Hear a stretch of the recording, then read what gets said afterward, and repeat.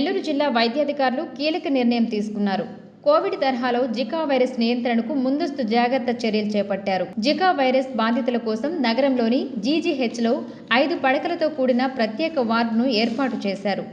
దీంతో జికా వైరస్తో బాధపడుతున్న వారికి ప్రత్యేకంగా వైద్యం అందించేందుకు అధికారులు సిద్ధమైనట్లు తెలుస్తోంది. ఇటీవల మరిపాడు మండలం వెంకటరామాపురం గ్రామానికి చెందిన ఓ బాలుడికి జికా వైరస్ సోకినట్లు కలకలం రేపిన విషయం తెలిసిందే.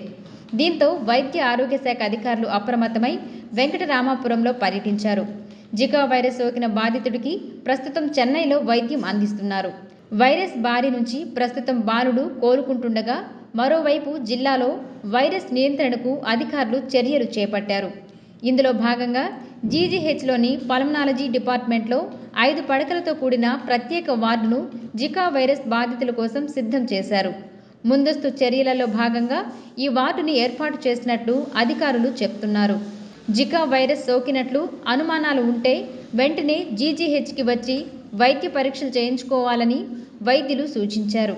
నెల్లూరు జిల్లాలో ఇటీవల కాలంలో ఒక సస్పిషియస్ అంటే అనుమానించదగ్గ కేసుగా ఒక జికా వైరస్ ఇన్ఫెక్షన్ కేసు అని బయటపడింది. మర్రిపాడు మండలం వెంకటాపురం దగ్గర ఒక చిన్న అబ్బాయికి.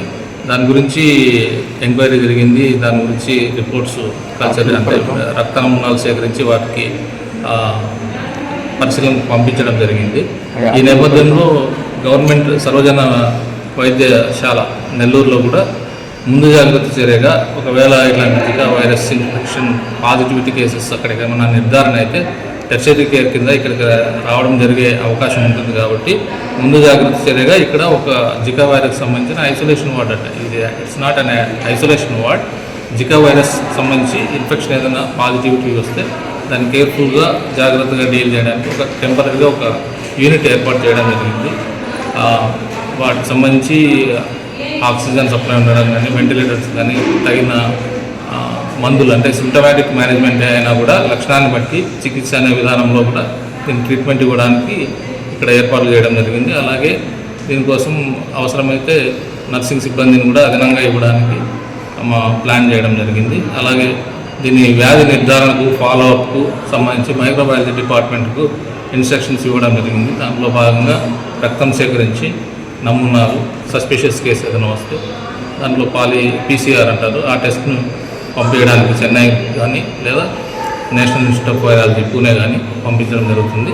అలాగే ఇక్కడ ట్రీట్మెంట్ ఇవ్వడానికి emergency medicine department, general medicine department మరియు రెస్పిరేటరీ మెడిసిన్ డిపార్ట్మెంటు సమాయత్తం చేయడం జరిగింది. ఒకవేళ పేషెంట్ అలాంటి కేసు ఏదైనా నిర్ధారణ అయినా ఇక్కడికి వచ్చినా దాన్ని సమర్థవంతంగా ఎదుర్కోవడానికి సరైన ఏర్పాట్లు, తగిన ఏర్పాట్లు సర్వజన వైద్యశాలలో ఈ పల్మనాలజీ డిపార్ట్మెంట్ ఐసీయూ కేర్లో ఏర్పాటు చేయడం జరిగింది. Okay sir.